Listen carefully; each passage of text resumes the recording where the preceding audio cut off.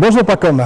Bonjour Balek. Madame, Monsieur, bonjour et merci de nous retrouver sur Proximité Web TV. Vous nous retrouvez ici au Centre international multisectoriel d'enseignement et de formation professionnelle de Nkok. Centre inauguré il n'y a pas longtemps par le président de la République, Ali Bongo Ondimba, Pacom. Oui, c'était, on va dire, le 9 avril 2021, une école de pointe qui viendra certainement soulager beaucoup de jeunes et même les parents. Avec le directeur de cet établissement, Kumba Jean Fidèle, pour nous présenter les contours de cet établissement. On va parler des particularités, des caractéristiques, mais aussi des objectifs. C'est l'entretien de Proximité Web TV. Merci de rester avec nous.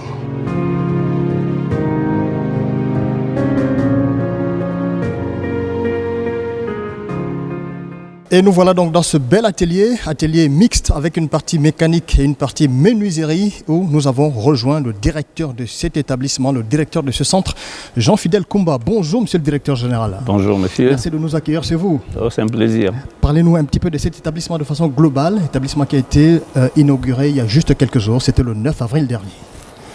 Ben écoutez, c'est un établissement de formation et d'enseignement professionnel. Comme vous savez, c'est un établissement issu de la coopération sino-gabonaise. Il y en a 3 dans ce projet et celui-ci a été inauguré récemment par le chef de l'État. Il vient d'ouvrir ses portes aux jeunes. C'était le 9 avril dernier.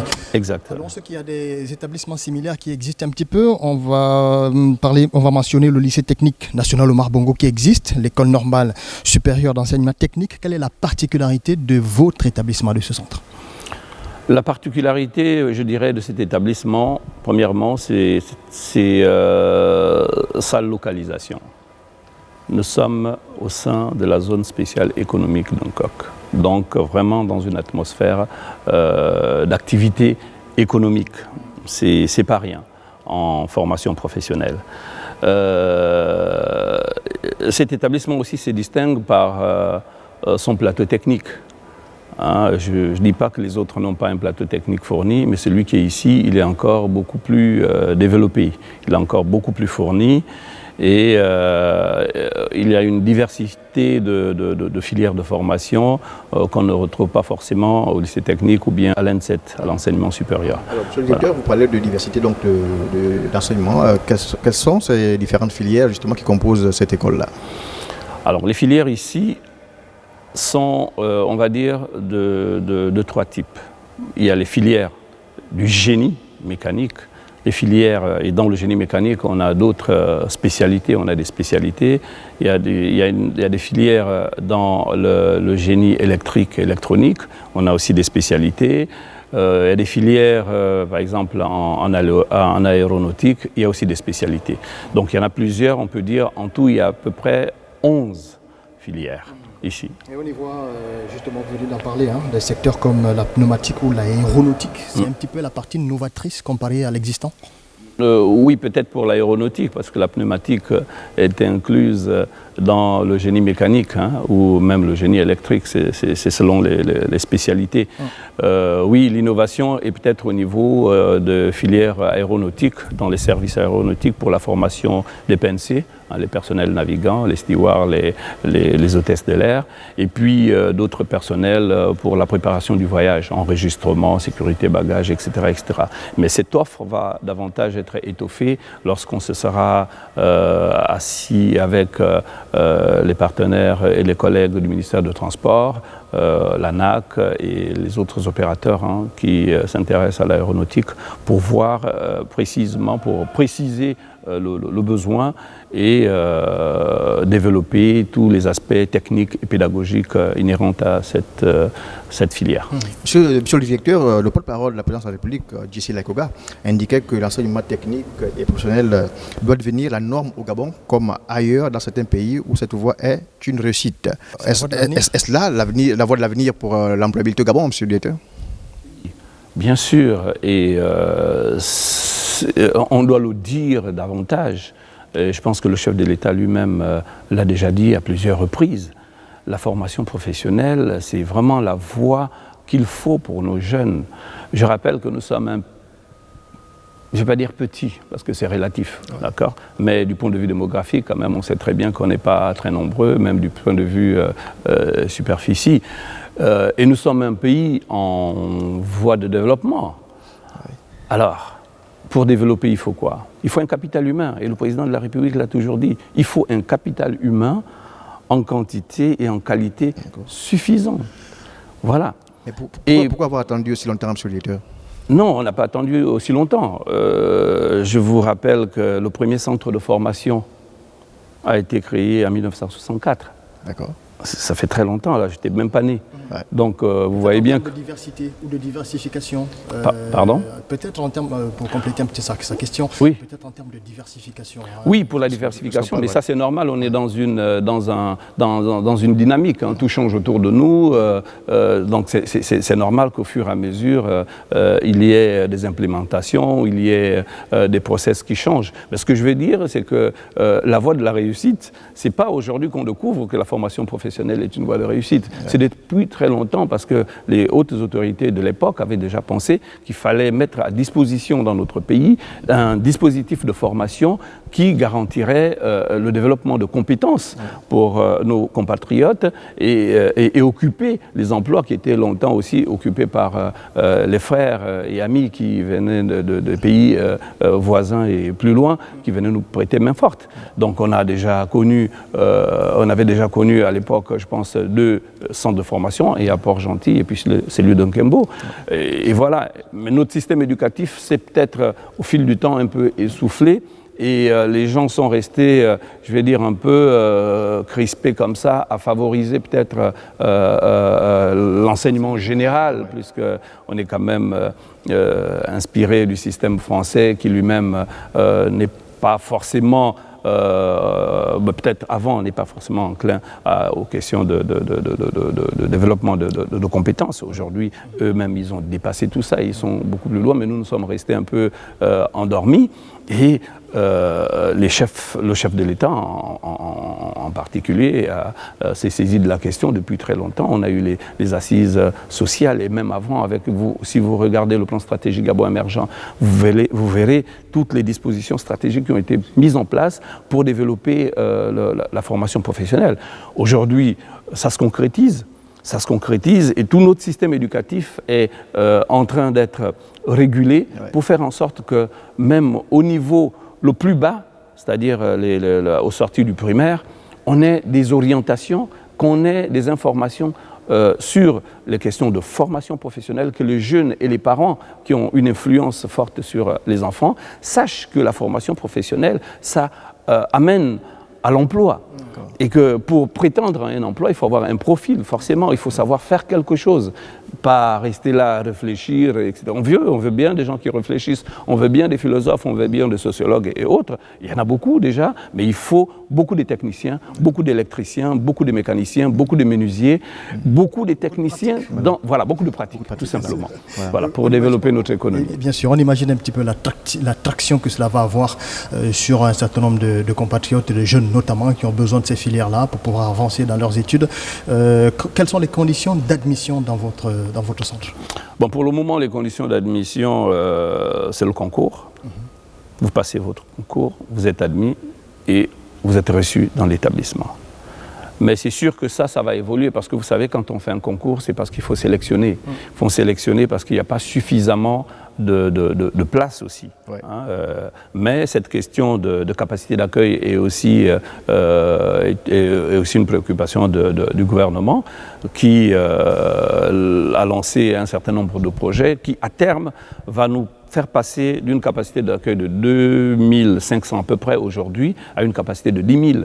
Apprenons dans peut-être quelques mois, parce que on a deux autres centres qui vont s'ouvrir dans quelques mois. On a un autre centre à Kanda avec une capacité de 1000 places qui est déjà prêt et qui ne demande qu'à être mise en œuvre. On a la réhabilitation d'un certain nombre d'établissements, que ce soit même des lycées techniques dans le cadre du projet BAD. Donc on a suffisamment de places aujourd'hui et demain, dans les jours qui suivent, pour peut-être orienter à travers le SOSUP aussi, le secrétariat d'orientation scolaire, universitaire et professionnelle, un dispositif qui est mis en place pour canaliser les jeunes Gabonais et les orienter vers des filières de formation qui leur garantissent un emploi au bout. Voilà. Il y a le concours, mais on peut également s'interroger sur l'âge d'admission ou alors le niveau d'études pour y accéder. Oui, bien sûr. Alors, l'âge minimum, c'est 14 ans. D'accord. Parce que pour prétendre à un emploi au Gabon, je pense qu'il faut avoir, selon le Code du travail, 16 ans. Donc si vous avez 14 ans, vous entrez dans une formation qui va durer 18 mois. En gros, 2 ans, vous aurez 16 ans et vous pouvez être intégré dans une entreprise. Voilà, ça c'est l'âge minimum. Après, maximum, c'est jusqu'à 100 ans, on va dire, si on peut. Si on peut parler des coûts, on sait qu'au Gabon, pour justement avoir accès à la scolarité, ça demande un coût financier. Pour cette école, quel est le coût? Oui, non, mais le coût, forcément, je vais dire, l'éducation, la formation coûte cher, mais le gouvernement, l'État assume un certain nombre de choses pour garantir aux populations l'accès justement à la formation. Ici, par exemple, pour la première cohorte qui va démarrer, le coût, grosso modo, je ne peux pas vous le dire comme ça, je n'ai pas les chiffres, mais l'inscription est par exemple à 38 000 francs, les frais d'inscription. Il y a des frais annexes qui sont autour de 85 000. Ça, c'est la charge au niveau des parents. Mais le président de la République, par exemple, il a pris l'engagement d'assurer les frais de scolarité qui s'élèvent à peu près à 405 000 par apprenant. Vous multipliez par 160 pour la première cohorte que nous avons. On est dans les 64 et poussières de millions. C'est le montant annuel, les 400 000. Voilà, annuel. Ça, c'est juste le chef de l'État qui va se charger de ça. Donc les parents n'auront pas cette charge. Et de l'autre côté, nous avons des frais d'internat. Vous savez que les jeunes, ils sont internés ici, ils sont nourris et tout tranquillement. Cette charge, elle est supportée par le budget de l'État. Donc il y a un allègement de charges pour les parents qui va donc favoriser que les jeunes viennent apprendre dans cet établissement. On a parlé de l'âge, vous avez dit 14 ans minimum pour y accéder. On n'a pas parlé du niveau d'études. Le niveau d'études, oui. Le niveau d'études est je vais dire, est fonction du diplôme que vous venez préparer. D'accord. Si vous venez pour faire un CAP, par exemple, comme les jeunes avec qui on démarre, un CAP, c'est 18 mois de formation, donc à peu près 2 ans en gros, pour un minimum de la classe de 4e, parce que vous avez un certain nombre de fondamentaux en sciences, en expression écrite et orale qui sont requis pour suivre quand même.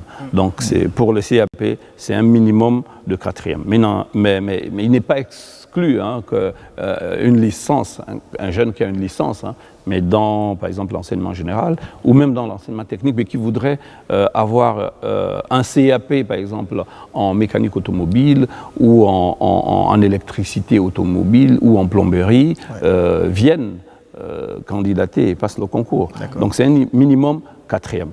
Après, il y a des autres niveaux, BEP, qui a une exigence sur les niveaux seconde, première, BT, Bac Pro, BTS, avec une exigence de baccalauréat, il faut absolument l'avoir pour aller préparer un BTS, licence, etc. etc.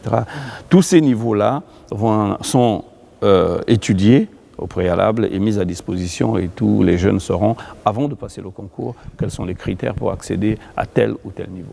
Les premiers apprenants sont-ils déjà ici installés? Oui, bien sûr. Depuis lundi dernier, nous avons reçu les 80 premiers, parce qu'on démarre avec la filière génie de la maintenance automobile et génie électrique, électronique. Ils sont là, on les a installés. Nous sommes en situation particulière. Nous les avons internés directement. Et mardi, une équipe du COPIL est arrivée pour le dépistage Covid. Et là, nous avons les résultats. Nous les avons répartis dans les chambres définitives. Et nous sommes en train de dérouler notre chronogramme par des entretiens d'abord, parce que je vous signale que ces jeunes, quand ils arrivent, ils sont Ils se sont orientés eux-mêmes. D'accord. Ils n'ont pas été orientés par un dispositif qui a eu un entretien avec eux et qui leur a parlé de long en large du métier qu'ils prétendent apprendre. Donc là, nous, on le fait un peu a posteriori pour fixer quand même les idées des jeunes, pour leur donner un vrai contenu, une vraie connaissance sur le métier qu'ils ont choisi ou que leurs parents ont choisi, parce qu'il y a une influence aussi des parents. Et de fois, ils sont vraiment décalés par rapport à la réalité. Donc on leur parle du métier, on leur parle de leurs aspirations et de leurs projets professionnels. C'est vraiment des entretiens d'explicitation qu'ils sont en train de faire avec mes collègues conseillers d'orientation, psychologues, pour mieux les situer, mieux les cadrer, qu'ils soient beaucoup plus à l'aise lorsqu'ils vont démarrer les activités pédagogiques. Centre international, c'est-à-dire qu'on verra nos frères du Cameroun, du Congo et bien d'autres pays ici à Hancock. Bien sûr, hein, c'est ce que ça veut dire, international. Hein. C'est une ouverture aux autres, ouverture au monde. Nous sommes dans un monde planétaire. Nous partageons beaucoup de choses avec les collègues et les frères camerounais, congolais, guinéens, même beaucoup plus loin. Donc ce centre se veut un établissement africain et mondial, puisque vous voyez tout ce qu'il y a ici. C'est dans le cadre de la coopération sino-gabonaise. Donc les Chinois nous ont amené un certain nombre de choses, des échanges pour le renforcement de capacités. Nous allons nous ouvrir davantage. Et le jeune Gabonais, quand il est formé, il peut travailler au Congo, il peut travailler au Cameroun, il peut travailler partout dans le monde. Donc il est nécessaire que nous tissions ces relations de proximité, ces relations... la connaissance, elle est universelle, hein, vous savez. Donc c'est bien que nos jeunes soient à la hauteur. Donc on s'ouvre, on peut faire venir des enseignants d'ailleurs, nous avons des dispositions dans ce centre pour les accueillir. On peut faire partir même nos formateurs ailleurs pour qu'ils s'inspirent davantage, pour qu'ils apprennent davantage. Donc il y a une ouverture au monde qui est faite dans cet établissement. C'est une recommandation aussi de la tutelle et c'est ça qui fait aussi la différence avec les autres établissements. Vous avez parlé de relations de proximité. Proximité Web TV justement est en Hancock, au Centre international multisectoriel d'enseignement et de formation professionnelle, un établissement qui a été inauguré par le président de la République le 9 avril dernier. À ce stade de l'émission, on marque une petite pause et on revient tout de suite pour la suite de l'émission. Restez avec nous. Ce n'est qu'un début, car d'autres réalisations suivront. Tous ces pôles d'excellence feront émerger un savoir-faire gabonais, véritable valeur ajoutée reconnue sur le marché de l'emploi national, régional et international. Le Gabon relèvera le défi du siècle qu'est l'emploi, et il le relèvera notamment grâce à la réforme de la formation que j'ai fait adopter en 2018. Les mutations en cours de notre économie ont fait apparaître de nouvelles opportunités sur le marché de l'emploi. Ces nouveaux besoins supposent des compétences particulières. Il importe de mettre en adéquation ces nouveaux besoins avec l'offre de formation, et cela dès le plus jeune âge.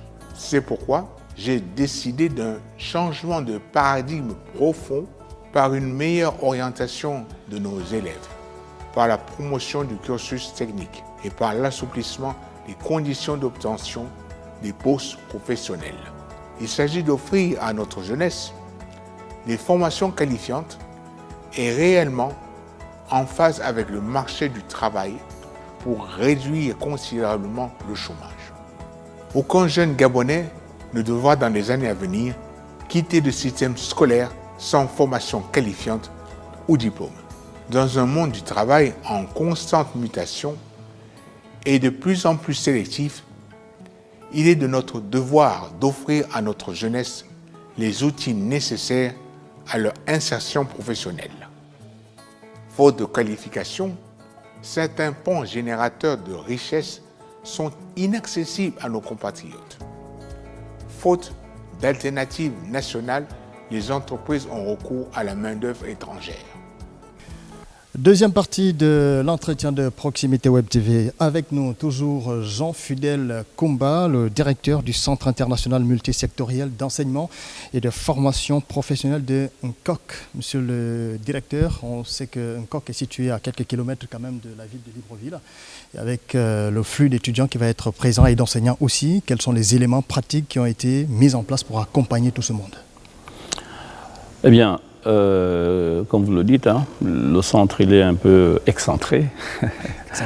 Voilà.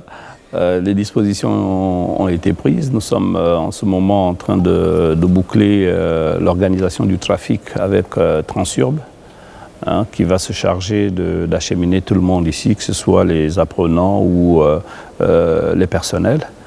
Je veux dire, l'étude est sur leur table et j'espère que très rapidement, peut-être la semaine prochaine, ils vont commencer à nous envoyer 2 ou 3 bus pour desservir le centre. Mais ce n'est pas seulement une affaire du centre, c'est toute la zone spéciale économique, hein. Ils nous ont conviés à une réunion. Je pense que les différents gestionnaires de la zone ont cette problématique en main et des solutions vont être trouvées à très court terme pour le trafic voilà, urbain dans la zone.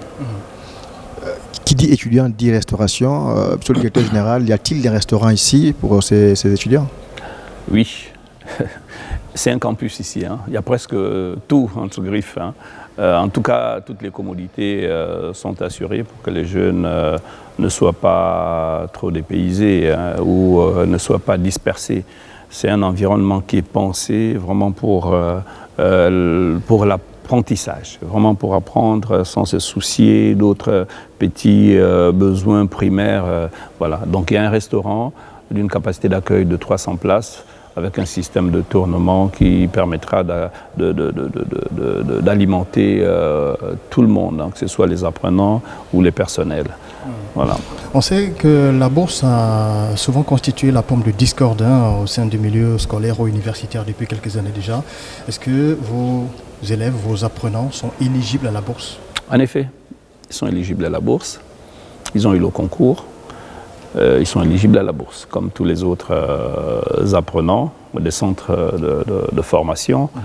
Là, nous sommes en train de préparer les états que nous allons mettre à disposition de l'Agence nationale de bourse du Gabon pour le paiement de leur allocation d'études. Il n'y a aucun souci à ce niveau. Et combien?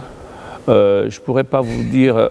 alors, je peux vous dire le montant des anciennes allocations, c'était 25 000 francs mois payés tous les 3 mois. Donc ça faisait à peu près 75 000. Mais dans une approche, je vais dire, stratégique, hein, du gouvernement pour attirer de plus en plus les jeunes à embrasser les formations professionnels. Et je crois qu'il y aura certainement une petite valorisation de cette bourse pour inciter les jeunes à venir davantage se faire former. En termes de prévision, de planification, combien de nouveaux diplômés sont attendus par an dans le centre? Ça dépendra des cohortes d'entrée. Là, on a une cohorte d'entrée de 160 pour les 4 filières, 40 par filière. Ce sera les 160 au bout de 18 mois là, de formation. Tous les 160 sortiront et diplômés, et je peux vous rassurer parce que vous avez fait le tour. Oui. Et tout l'établissement est conçu pour réussir en fait. On a les plateaux techniques qu'il faut avec tous les détails. On a le personnel formateur, enseignant qu'il faut pour suivre les élèves, les conduire, parce qu'on est vraiment dans une approche d'accompagnement. Ici, c'est pas, on n'est pas, je vais dire, comme l'ancienne école où c'est le prof ou le formateur qui fait tout. Non, ici, c'est la formation et le formateur est au centre de son apprentissage. Et les plateaux techniques, les dispositifs sont mis en place pour qu'ils réussissent. Donc moi, je peux vous rassurer qu'au bout de la formation, on aura tous les 160 qui sortiront, ce sont ces cohortes, avec une chance, c'est celui d'avoir un emploi. Parce que n'oublions pas, on va se faire former, c'est pour avoir un emploi. Donc les questions d'employabilité sont réfléchies.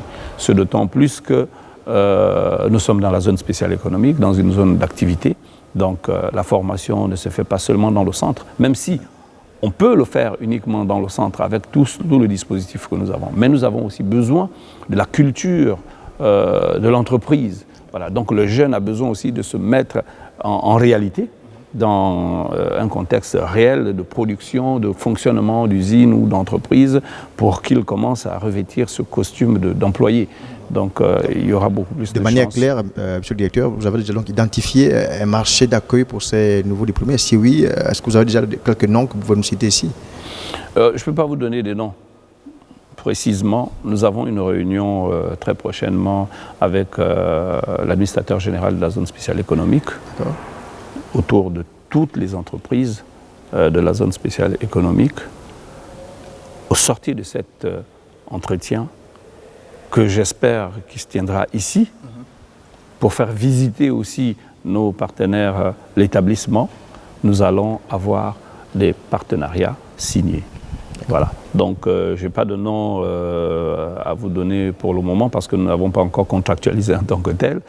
Mais je sais très bien qu'ils sont tous sensibles. Ils étaient là déjà pour certaines lorsque le chef de l'État est arrivé. Et je peux vous rassurer qu'ils sont très contents de ce projet, de cet établissement.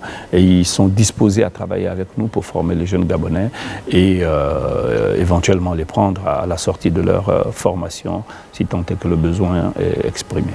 Les formateurs, les enseignants, d'où viennent-ils? Est-ce qu'ils sont, c'est des nationaux, c'est des Gabonais, oui. C'est des gens qui nous reviennent de l'extérieur? C'est des Gabonais, c'est des formateurs, c'est des gens d'expérience qui sont là et qui sont encore en train d'apprendre. Vous savez, on apprend tous les jours. Donc on a des formateurs qui sont là de Bac plus 3, Bac plus 2, qui ont des expériences professionnelles de plus de 10 ans, 15 ans, il y en a 20 ans. Il y a même un formateur, je vous dis, qui est là, qui est à sa 30e, plus de 30 ans et qui va bientôt à la retraite, qui a bien voulu se lancer dans cette aventure. Donc on a des formateurs, du moins dans les 4 filières que je vous ai citées, génie mécanique, génie électrique, génie de la maintenance automobile et génie soudage, qui sont des agents publics. Mais on aura besoin aussi d'autres formateurs du secteur privé et même des universités privées de Libreville, hein, on verra, de l'ENSET aussi, qui viendront parce que c'est des spécialistes. Je connais mes anciens enseignants qui sont là-bas, professeurs, PhD dans un certain nombre de spécialités, qui viendront nous prêter main forte. En tout cas, l'établissement, il est ouvert à toutes les compétences, à toutes les personnes qui voudraient bien venir donner de leur expérience ici. Vous avez un parc machine ici, la conduite des engins, de chantier et des engins agricoles qui nécessitent un personnel dans la conduite. Nous n'en avons pas tellement, donc c'est aussi un appel que je lance aux compatriotes qui ont une expérience, qui ont des certificats de conduite de ces types de machines, de se rapprocher de nous parce qu'on aura besoin d'eux. Monsieur le directeur, vous avez parlé des enseignants qui ont Bac plus 2, Bac plus 3. Bac plus 3, Bac plus 5. Voilà, c'est un minimum de Bac plus 3. D'accord, avec, on va dire, l'expérience, oui, mais vous savez que le monde évolue. Quelle est la place, donc, la formation des formateurs aussi? Oui, c'est important. On l'a commencé, d'ailleurs, on a commencé par former les formateurs.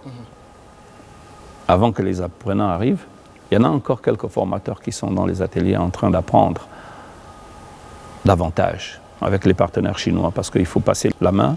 Là, nous sommes dans l'atelier mécanique automobile, mais si nous étions à côté dans l'atelier génie mécanique, vous verrez les machines de dernière génération, machines à commande numérique de dernière génération. Vraiment, ils avaient besoin de ce renforcement de capacité pour se mettre au point. La question du renforcement de capacité des apprenants est très importante. On ne peut pas former les jeunes avec des enseignants qui sont eux-mêmes, qui ne sont pas à jour. Donc, cette question, elle est réfléchie. Plusieurs enseignants sont même à l'étranger en ce moment pour leur renforcement de capacité. D'autres vont arriver, mais la question, je vous rassure que la question de la formation des formateurs est cruciale parce que c'est lui qui est en face du jeune, c'est lui qui doit parler le jeune, c'est lui qui doit conduire le jeune. S'il n'est pas à niveau, on fait quoi? Donc ne vous inquiétez pas sur cette question, Madame le ministre, Le gouvernement y attache du prix. Ils sont formés et de plus en plus, on aura des formateurs beaucoup plus percutants parce que les questions d'une adéquation formation, si vous permettez, ces petites parenthèses, sont aussi liées à la qualité de la formation. Or, la qualité de la formation elle-même dépend de deux choses. Le plateau technique que vous avez et les formateurs que vous avez. S'ils ne sont pas à niveau, ben, ce qu'on donne aux jeunes n'est pas à niveau. Donc le jeune, il sort, c'est vrai, c'est un mécanicien, c'est vrai que Sokoba a peut-être besoin du mécanicien, mais le mécanicien qui est sorti, il n'est pas bon. Voilà, donc c'est inadéquat. Mais c'est aussi l'adéquation formation-emploi, c'est aussi l'offre de formation. Est-ce qu'on a besoin du mécanicien? Si on n'a pas besoin, ben, vous êtes en inadéquation. Mais donc, toutes ces questions sont pensées pour que les jeunes réussissent. Monsieur le directeur, une dernière question pour moi. Oui. La place de la femme dans votre école, parce que vous savez que les plus d'autorité tiennent véritablement on va dire, à l'approche genre. Ici, au centre, combien de femmes sont justement admises? Bon, ben, l'approche de la femme, c'est un peu général. Hein. Dans tous les secteurs, ce n'est pas seulement dans notre centre de formation. Elles ne sont pas nombreuses, malheureusement. Par exemple, les jeunes qui sont arrivés, on a à peu près 30%. Mais ça va déjà à 30%. Voilà, mais nous, on est ouvert, hein. On veut beaucoup plus de femmes. Vous voyez, si vous allez au dortoir, nous avons 600 places d'internat. Il y a 300 pour les femmes et 300 pour les hommes. Donc, on attend qu'il y ait cette parité-là. Après, ce sont nos sœurs. Il faut qu'elles prennent les choses en main, qu'elles se disent qu'il n'y a pas que les hommes pour réparer, par exemple, le moteur que vous voyez. Hein, si vous allez dans certaines entreprises, je pense qu'il doit y avoir... C'est vrai qu'elles ne sont pas nombreuses, mais il faut qu'elles comprennent elles-mêmes aussi qu'elles doivent s'impliquer. Personne n'interdit aux femmes d'aller dans telle ou telle filière. Hein. C'est justement elles-mêmes qui sont un peu... voilà. Mais c'est pour ça que vous, les médias, vous devriez davantage peut-être communiquer sur ça, montrer les exemples des femmes qui sont très épanouies et qui travaillent... dans des ateliers, dans des laboratoires, pour les métiers entre griffes hommes. Mais il n'y a pas de métier d'homme, on a besoin de tout le monde. Et les femmes, elles sont très intelligentes. Ce que j'ai déjà remarqué, quand vous voyez même certains de nos formateurs, bon, on n'en a pas malheureusement beaucoup. Je pense qu'on doit avoir peut-être, dans le groupe de formateurs que nous avons, peut-être 2 ou 3 femmes. Mais elles sont, quand je regarde leurs résultats, elles sont particulièrement bonnes. Donc, il faut que les femmes s'y mettent. On les attend. On arrive à la fin presque de cet entretien. Est-ce que vous avez un petit dernier mot à nous dire sur la communication que vous comptez mener pour que les Gabonais, pour que les jeunes soient véritablement informés de la présence de cet outil, de ce centre, pour que ça se bouge davantage? Oui, bien sûr. C'est une instruction quasiment hein, de la hiérarchie. Il faut qu'on communique sur cet établissement. Tout ce qu'on fera ici, que ce soit avec les opérateurs économiques, que ce soit avec les jeunes, que ce soit avec les formateurs, on se doit de communiquer, de le publier pour que les jeunes, parce que nous voulons attirer davantage de jeunes, nous voulons conscientiser nos jeunes frères qu'il faudrait qu'ils viennent en formation professionnelle, il faudrait qu'ils apprennent un métier, qu'ils soient compétents quelque part. C'est seulement en ayant un profil, un métier, qu'on peut prétendre à un emploi. On ne vient pas, tu viens chercher un emploi, je veux un emploi, ben tu as quoi comme profil? Ben rien du tout. Sinon, tu vas au balai, sinon tu vas à la poubelle, sinon tu fais de la manutention. C'est pas mauvais, il faut voilà, il faut des gens partout. Mais ceux qui veulent faire un métier, il faut qu'ils viennent le faire. Donc, nous allons communiquer sur tout ce que nous ferons ici pour vendre davantage l'établissement et pour communiquer sur la nécessité pour les jeunes Gabonais de venir embrasser la formation professionnelle, venir se faire former et accéder à un emploi. Merci Jean-Fidèle Koumba de nous avoir permis de nous entretenir avec vous sur ce centre tout neuf, centre international multisectoriel d'enseignement et de formation professionnelle de Coq. On espère que vous nous accorderez toujours un petit peu... oui, bien sûr, avec plaisir. Avec plaisir, avec plaisir. Davantage pour informer le maximum de Gabonais, de jeunes Gabonais qui ont besoin d'en savoir un peu plus sur ce centre-là pour éveiller leur intérêt. J'étais avec Pacom Iliata. Merci Pacom. Merci Ben. Et merci à vous tous qui avez regardé l'entretien de proximité. On aura l'occasion de revenir très vite avec un nouveau numéro. Merci de continuer à nous suivre sur Internet et à très vite, j'espère.